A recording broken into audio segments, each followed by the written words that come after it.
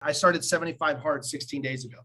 And the 75 Hard program, if you're not familiar with it, Andy Frisella, he's a podcaster, has a podcast called Real AF, and was also the host of another podcast called the MF CEO. And yeah, it stands for what it stands for. And he started a mindset and conditioning program called 75 Hard. And there's several simple rules to it. It's two 45-minute workouts a day. One has to be outside. You have to follow a meal plan, no cheat meals, a gallon of water, no alcohol, and a progress pic. And so I've been following it really, really well. And part of my meal plan is that I'm following it with my wife, or we're following Weight Watchers, and it's like a point-based system. And moving up to this birthday dinner, my wife was like, hey, just make sure you save up all your points for the dinner. And I'm like, okay, cool. Absolutely. And so we go to the dinner and I have all the points and order what we want. And it came time for dessert. And I had the dessert, and I don't even really like dessert. I had a couple slices. Recording in progress. Not a couple slices, but I had a couple bites. And so in my mind, I'm thinking I'm cool. And then I get a Facebook message from someone in St. Louis that is also in the program. And he's like, hey, what day are you on? And I'm like, I'm on day 16. And he's like, cool. I really want you to revisit the chapter about the diet. And I'm like, why? And he's like, did you eat that cheesecake? And I'm like, I had a couple bites. And he's like, well, what did it say in the chapter about the meal plan? That even if it fits in your plan, if it's not clean and it's not getting you to your goals, that's a fail. And I'm like, well, wait, but it's in my points. And he's like, no. And he says that even if it's one M&M, if it's not in the plan, it's a fail. You get to start over. And I'm like, and he says, you do you. But anyone who's completed it, that saw your post, oh my gosh, going to call you out. And I said, well, shit. Welcome back to day one. So publicly, I get to start over today, day one. So you either get to say one day or day one. And today is a full integrity kind of day. And I'm grateful to have people in my life that are willing to poke me in the chest and say, close, and you failed. So start over. Because where else in your life are you just rounding the corner a little bit and you miss the gold that's in the corner? 2 bites. Can you just go puke it? Just go puke it out, man. I don't think that's according to plan either. So here's the thing. I get to choose, Candace, to be pissed because I had accountability, or to be so grateful that there's people in my world that are willing to stand in that gap with me and call me out because they really want the best for me. So as conflicted as I am with it, because what's really funny is that I was really great about justifying why it shouldn't be a fail. However, I recall very specifically the exact page. I also read it. And in my mind, I'm like, well, Weight Watchers is not an elimination plan. It's a budgeting plan. It's a blah, blah. And it's like, where else in my life am I justifying mediocre results over living like at a level 10? And I refuse. I refuse to live with mediocre results. So day one. That's my share today. Anyone else?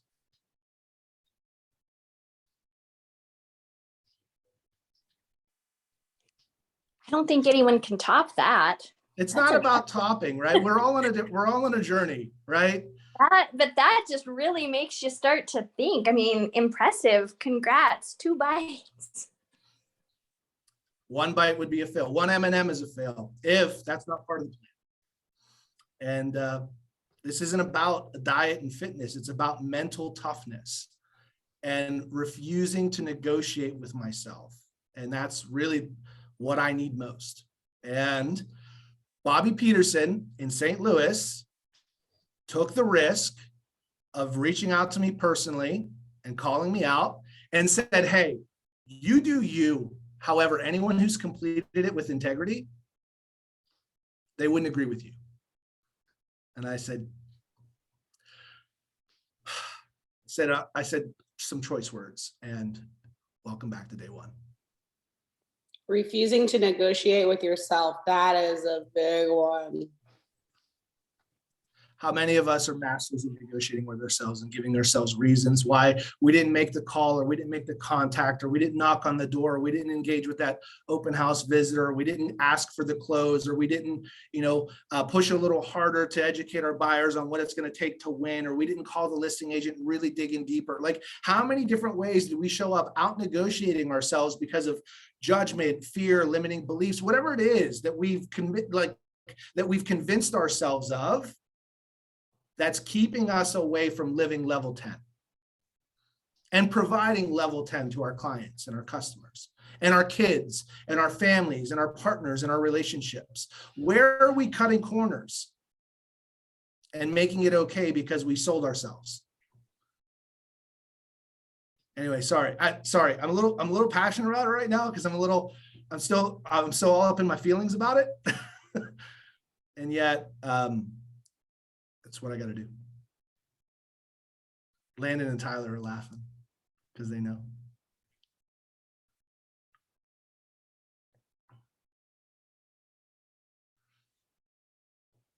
All right. Hey, David, Matt, what's up? I'll just say thanks, but just share real quick. That was incredibly powerful. And you know what? I am so grateful I tuned in right when I did. I was looking at the clock thinking I'm out and about. I'm like, oh, I'll catch Thursdays. I can pass today. And I'm like, it's 9:05.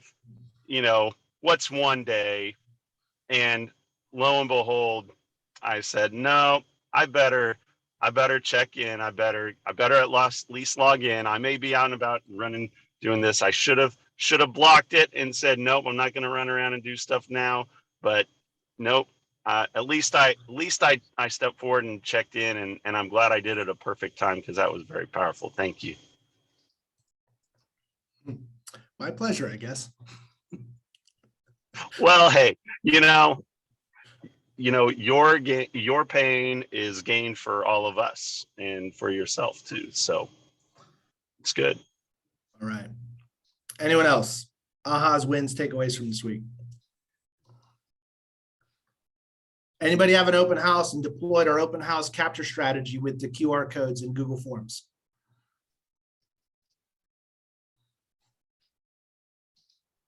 I did. Yeah? How'd it go? It was mainly neighbors that came in, so no one wanted to really use it, but they thought it was a great idea. Okay. So were you able to connect with some of the neighbors? I was. They don't really want to move.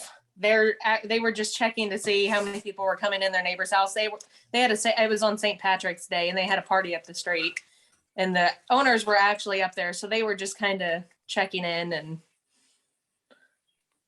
But everyone loved the idea of having to just scan it and type everything in versus signing up on a sheet. Cool. Yeah, neighbors coming through are always fun because they always say they're not doing anything. And yet, why would anybody come through? Yep. They're checking things out. It may not be today, it may not be next month, and yet they're doing recon. Yep. I think I had one of the neighbors actually fill out they scanned the QR code and filled it out. So that's a win. That's a huge win. Good job. Huge. Great work. Danny, what if you followed up with that neighborhood? If you had a lot of neighbors come through, what if you followed up with like either calling or door knocking with a QR code that's like, met a lot of you, but if you don't know how much your house is worth, let me know. I think I learned a really similar lesson this week because over the weekend, I live in a new construction neighborhood, and about once a month, all of the neighbors go and walk through all the houses. And so we were all walking through the houses on Saturday night. And the number of people that were like, hey, can you tell me how much my house is worth? As they're like walking through these other houses that are listed. Those are the golden conversations. Hey, Rebecca, how much is my house worth? Don't worry, we'll keep chatting. But I think whenever neighbors come through the open house, it's the same script. You should at least know the value of your home, even if you never want to talk about selling it with me in a million years. But that's an awesome value that you can provide. So I actually have cards going out with the QR code in it. Yeah. Nice. Great work. Awesome job. Way to take action, right? Way to take action. Anyone else before we move on? All right. What is it that is top of mind that is on your calendar for this week that you would like to, oh, Morgan, if you take a look at the recording of last Thursday's video on Agent Inferno on Facebook, we did a quick tutorial on how to create a QR code that goes to a Google form that also gives somebody like a tip sheet or something of value at an open house. Yeah, Rebecca will tag you. Perfect. Thank you. What do you got going on this week that you'd like to role play practice now before you have to practice on your paycheck? Who's got something coming up, whether it's an appointment or a list to call or someone else that you'd like to get work on today?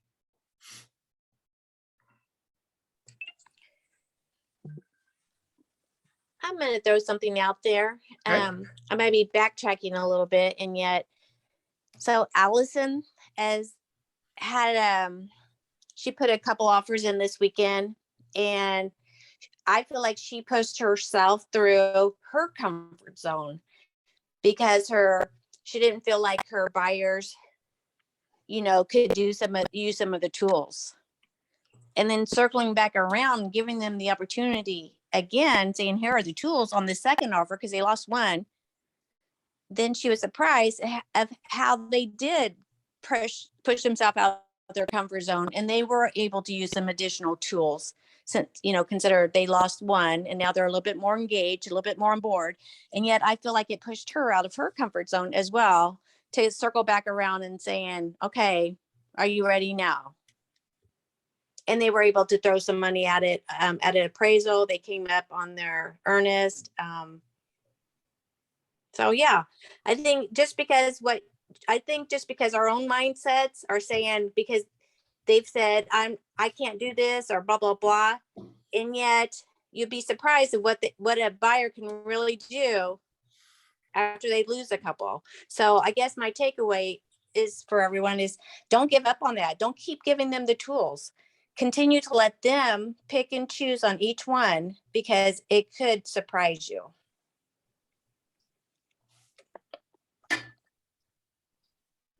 Great. Thanks, Lisa, for sharing. Does anybody else have any examples or anything around that same scenario that you can share?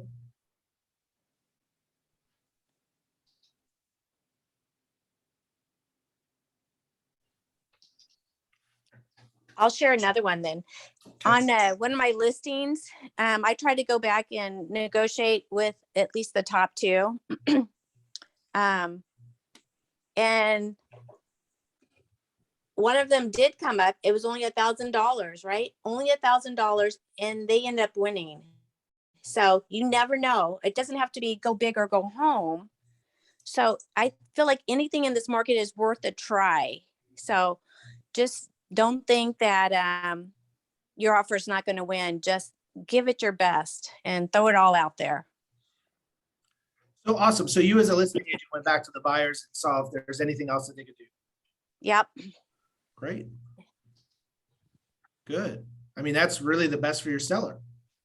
Exactly. And ultimately the person that didn't think they could, I mean, they threw just a little bit more at it and they got it. So, I mean, just don't have the doubting belief, always keep positive and leave it up to the buyers. Cause I know it's uncomfortable to say, can you just do this? Can you just do that? And yet at some point they're going to get tired of losing and maybe they are able to squeeze a little bit more out.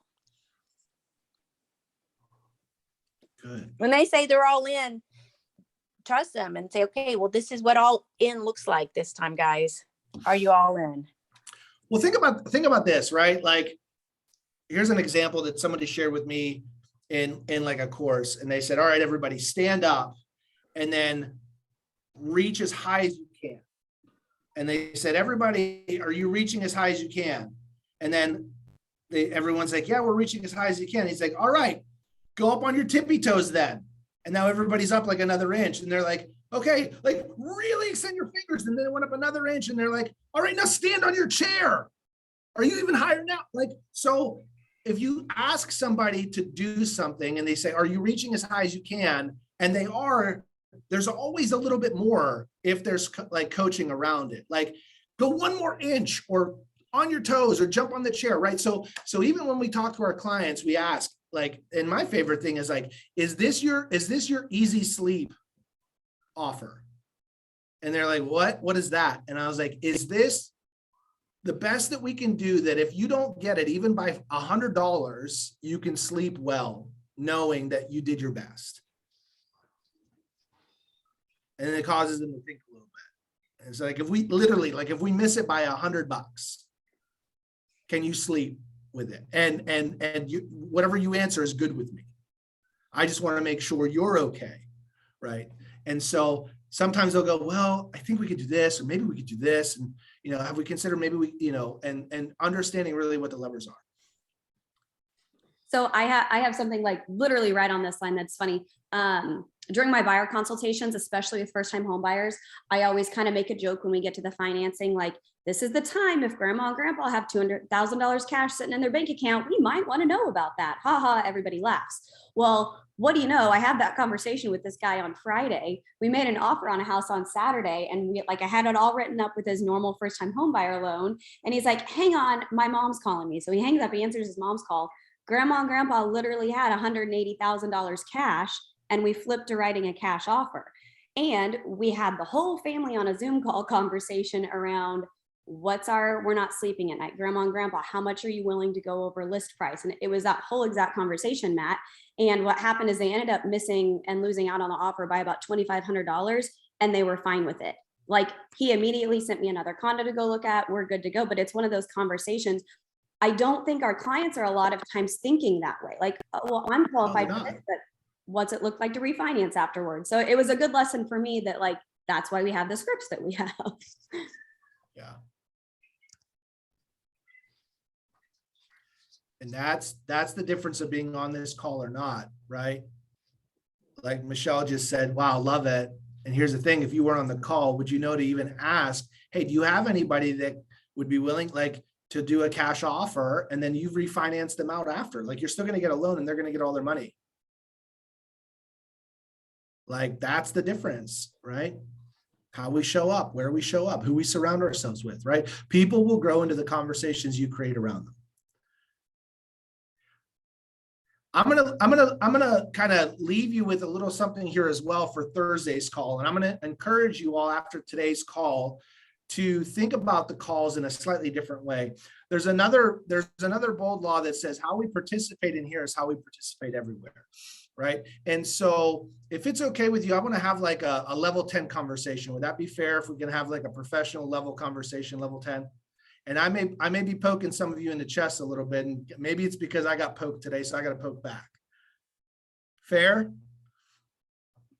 We had a leadership conversation last week with several of the market centers and the regional leaders, and we spent about 2 hours going over what we thought the value proposition is of our office. And then we created these lists of what we thought value was. And yet at the end of the day, the person facilitating the conversation asks us a question and says, who actually determines the value of anything? Who determines the value of anything? What do you think the answer is? I would say the person that brings Your value to it. customers or your clients. The customer, the buyer, the person who's exchanging something for something, right? They determine if it's value, right? Like so how many of you play tennis? Like professionally or even close to semi-pro, right? For those of you that don't play tennis, if I had a $3,000 tennis racket and I was offering it for $1,500, if you don't play tennis, is it valuable to you even at that discount? No. Unless you're going to flip it, maybe. I mean, maybe you're like, well, I could probably sell it for $2,000, right? So if you're thinking that way, and yet, if even if I sell it to you for half its retail value, is it a value if you don't play tennis? No. At the end of the day, we may think we bring a lot of value, and yet value is determined by the consumer, the customer. And so I'd like to challenge you guys for this. For those of you that are on this call, like, it's great, you're on the call, and yet I don't know if you're being forced on this call or you choose to be on this call or whatever that is. However, when we ask for engagement and there's silence, what you're doing is you're giving away the value of this call to whoever's speaking, as opposed to what's important to you. If you don't have a purpose or a question or an angle on this call, that may be fine if you're new and you don't even, like, if you're in unconscious incompetence, which is like you don't even know what you don't know, being on this call is value because you're learning things. However, the purpose of this call is to get you into a position of action so you can start receiving income and money, right? And so on these calls, when we ask, hey, what do you have going on? What's coming up that you'd like to work on? I'd like to challenge you this week to have something prepared for Thursday that we can all rally around together and help bring value to you, right? I'm gonna ask you to get selfish. And it, like, so Lisa, I'm always super grateful. Lisa and Carol are always speaking up. Allison speaks up. CJ, thank you all for always speaking up. And for those of you that speak up and engage, like, that's fantastic. And however, for everybody else, Lisa's the one getting the value on the call. CJ's getting the most value. Some of you are learning, and yet I want to challenge you to be the squeaky wheel. Rebecca and I can talk all day. We like talking. I like to hear myself talk. However, if there's no engagement, I'll just record it and post it. The power of this call is the engagement opportunity and for you to be able to direct the call. And I really would like to give you guys that power. So this call could be the most valuable call of the day. And that comes from ownership and engagement. You're going to get an ROI on this call, and it's a return on involvement. This call is going to be a return on your involvement. And so between now and Thursday, I'd like for you to think about, and the easiest way I do it, I always take a look at my calendar at the beginning of the week. When I get with my coach, before my coaching call, I look at my calendar and I see what appointments do I have coming up, and what are the biggest obstacles I might have in those appointments, or what are some of the things that I could do to like engage in a conversation with somebody or overcome a certain objection, or maybe even move my team forward or my leadership forward. So my goal, especially when I'm paying, $1,000 a month or $1,500. My coach is $1,500 a month because they're an executive coach. I'm not talking about the weather. It's like $11 a minute. I've got a list of questions. It's my call. I'm running this call. So I challenge you to have some ideas, or at least a direction for Thursday's call. Don't worry about looking good, being right, or that like what you want to learn is, backtracking or too basic. Get selfish. Make the call about you. I encourage that. Thoughts, ahas, takeaways from today's call. We're right up against time, and I appreciate everybody on this call. And I'd like for you to get even more out of it.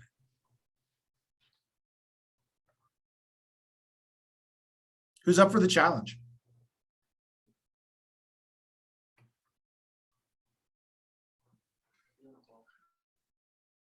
Awesome.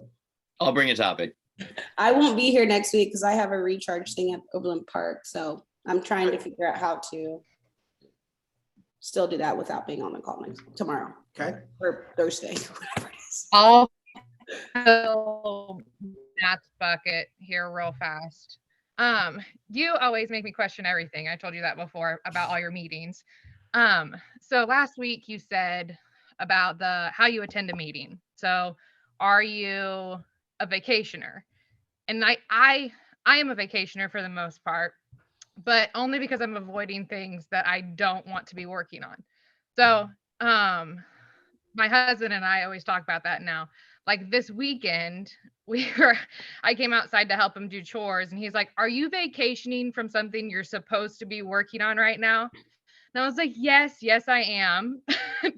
But this is also like productive. And so again, today you were like, what are you selling yourself on? What are you saying to yourself that is like making you like believe that you're doing the right thing? And so Now my husband's like, are you vacationing? And so I'm like, yes, I'm vacationing. I'm going to go right back inside. I'm going to go right back and work on the things that I need to work on. So that is me Good filling for your you. bucket. And thank you for always poking me in the chest on the things that I need to be poked in the chest on. Taylor, I appreciate you. And I encourage you to keep telling your husband what we talk about and invite him on the call. He's welcome. Well, it's just because he's the one that keeps me accountable. We come out to the farm down here and I can forget the world exists. And so he's always like, okay, Taylor, are you vacationing? Get back in there and work on what you want to work on. So I appreciate that. And this call is just helpful because I am still learning. I wish that I had more questions to bring to it. I just don't know what I don't know a lot of That's times. okay. And We'll start so, there. We'll start listening and there. learning from you guys. Yeah. Right on. We'll start there.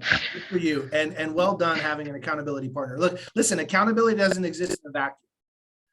Right? Self-accountability is probably the most challenging and the biggest fallacy there is out there. Right? Look, I'm a prime example. I'm a highly accountable person, and I sold myself out yesterday. I needed somebody to come and challenge me. And I'm like, dang it, they're right. Dang it. I didn't say those words. That's not appropriate for this call. Well, Taylor, I gotta fill your bucket really quick because I know you're kind of new to a lot of this and you're just still here and listening. But I had a conversation yesterday with Brock Thomas. So those of you who don't know Brock, he does amazing investment stuff and is teaching a class. And he was like, hey, that Taylor girl, she's talent. And he had some of the most incredible things to say about you. So I just want to let you know, like, you're showing up in the right ways. And it's pretty cool when people like that throw your name out in the conversation. So keep it up. Thank you. All right, last one. Anyone else to wrap up the call? Aha's takeaways from today's call. All right. Well, stay tuned for my accountability video to put it out there because accountability doesn't live in a vacuum and I get to start over on day one with a head start with a little 16-day warm up. So there's that. Take care, y'all. Bye.